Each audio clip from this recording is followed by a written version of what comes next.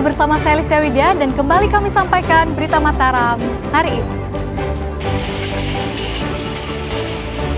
Luapan banjir di Kota Mataram merusak puluhan rumah di sepanjang bantaran kali, bahkan sebuah rumah hanyut terbawa banjir.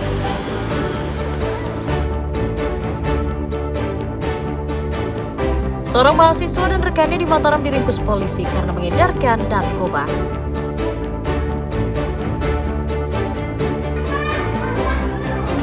Sukseskan program MBG, personel TNI di Lombok Tengah kawal penyaluran paket makanan ke puluhan sekolah.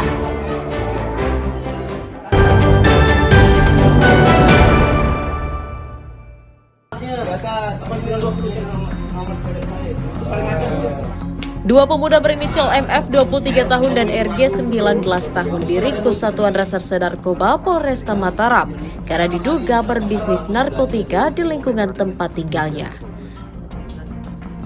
Tersangka diringkus di rumahnya di Kelurahan Monjok, Kecamatan Selaparang, usai menerima paket narkoba dari kurir sebuah jasa pengiriman antar daerah.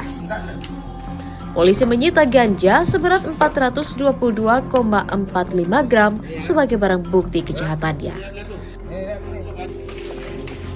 Penangkapan tersangka atas informasi Bea Cukai Mataram dan pihak jasa pengiriman yang menduga ada pengiriman narkotika dari Sumatera ke Pulau Lombok dengan tujuan Kota Mataram. Selain pengedar dan pengguna narkotika, salah satu tersangka yakni MF masih berstatus mahasiswa di salah satu perguruan tinggi di Mataram. Yang bersangkutan mengaku memang benar memesan narkotika jenis ganja bersama-sama dengan rekannya inisialnya RG. Namun dari keterangan MMF bahwa nama yang digunakan sebagai pemesan adalah nama tetangganya dan juga alamat tetangganya di kampung yang sama.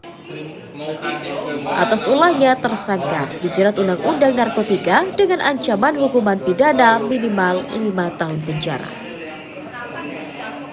Awaludin dari Kota Mataram melaporkan.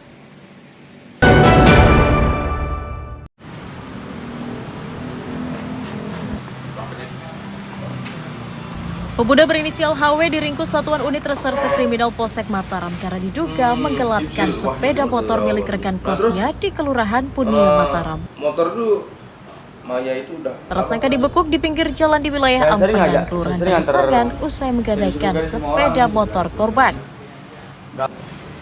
Selain menangkap tersangka, polisi juga menyita 1 unit sepeda motor sebagai barang bukti kejahatan. Kepada korban, tersangka berpura-pura meminjam motor korban dengan alasan ingin mengantar kekasihnya berobat. Setelah ditunggu, pelaku tidak kunjung balik, bahkan saat ditanyakan, HW selalu menghindar hingga akhirnya dilaporkan ke polisi. Bertempat di Jalan Mawar, Karangtimbal, Punia, telah terjadi tindak pidana penggelapan yang mana modus operandinya pelaku meminjam sepeda motor untuk menemui temannya. Namun sepeda motor tersebut digadaikan di Karangmedain tanpa sepengetahuan pemilik. Tersangka mengaku menggadai motor korban untuk modal berjudi. Apa alasan sudah bilang? Minjemnya? Iya, yang minjem. Saya mau pakai nikah sama pacar saya sebenarnya itu. Pakai nikah alasannya. Tapi kan ibu saya nggak ngizin karena posisinya lagi hamil, Pak. Tunggu lahir adik dulu baru nikah. Terus dari hasil side gade itu kemana terus bawangnya? Ke Sebung Ayam. Di judi, pakai main judi itu. Atas ulahnya, pemuda berusia 19 tahun itu dijerat pasal 372 Undang-Undang KUHP tentang penggelapan dengan ancaman hukuman pidana 4 tahun penjara. Awaludin dari Kota Mataram melaporkan.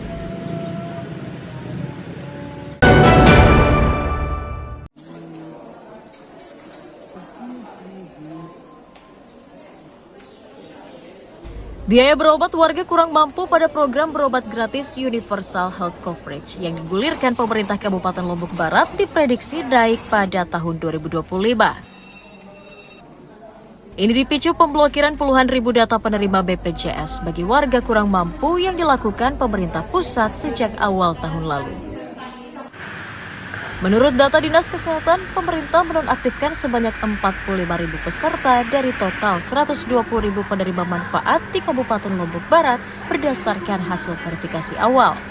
Selain memblokir ribuan peserta BPJS, Pemda juga masih melakukan verifikasi ulang terhadap warga lainnya untuk memastikan bantuan kesehatan tersebut tepat sasaran.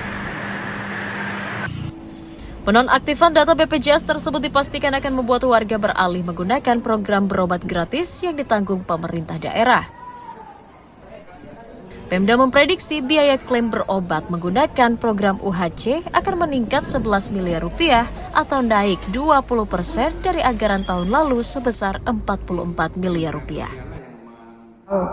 Pada posisi kita mau mengejar itu, informasi dari pusat ada penonaktifan banyak 39.000 plus tahap terakhir ada 5.000 lagi, hampir 45.000. Dan akhirnya tingkat keaktifan itu yang tadinya sudah 78%,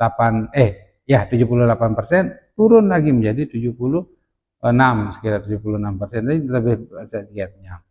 Upaya yang kita lakukan pertama adalah bukan ujuk-ujuk kemudian minta pemerintah daerah menganggarkan langsung, tapi mengupayakan untuk reaktivasi.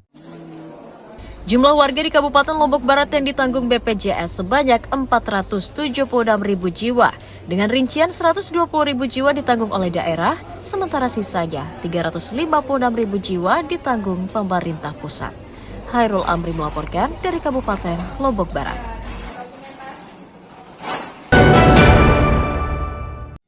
Kita konfirmasi.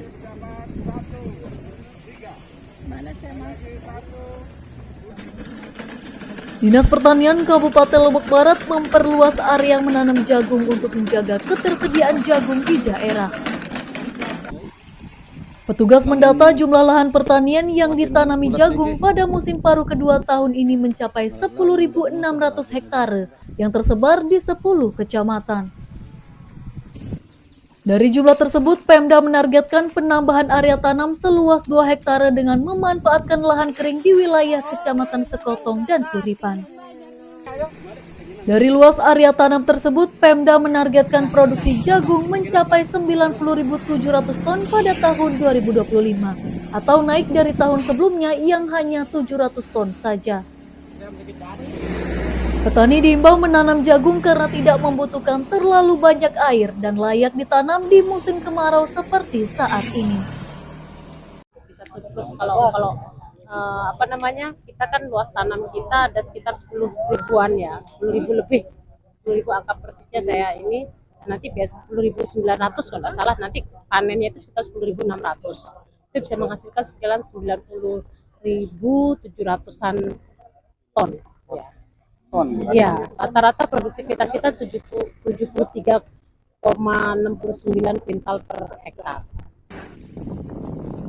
Selain membantu petani memulihkan ekonominya, Pemda juga akan mendorong Bulog menyerap produksi jagung petani lokal secara maksimal dengan harga jual yang layak yakni Rp5.500 per kilogram. Hairul Amri melaporkan dari Kabupaten Lombok Barat.